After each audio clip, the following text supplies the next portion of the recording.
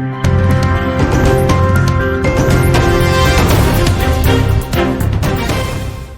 morning.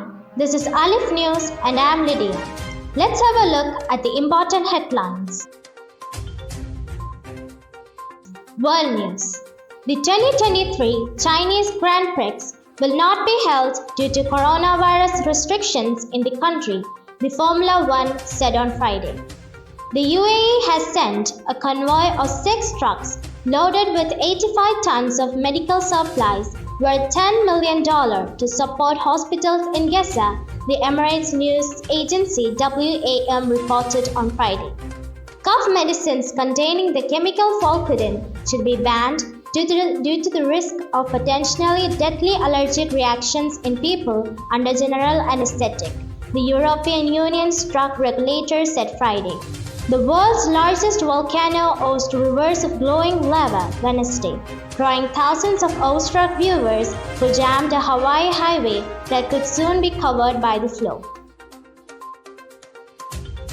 Saudi News. Saudi Arabia's Vice Minister of Industry and Mineral Resources for Mining Affairs, Engineer Khalid Al-Mudaffir, stressed that minerals are indispensable to the energy change to renewables.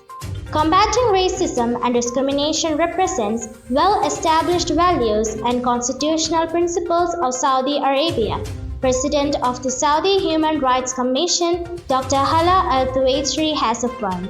Saudi Arabia's Zakat, Tax and Customs Authority foiled 2 attempts to smuggle more than 2.4 million captagon pills into the kingdom. The second edition of the Riyadh Philosophy Conference launched on Thursday as international and local specialists gathered to discuss topics under the theme Knowledge and Exploration, Space, Time and Humanity. School News.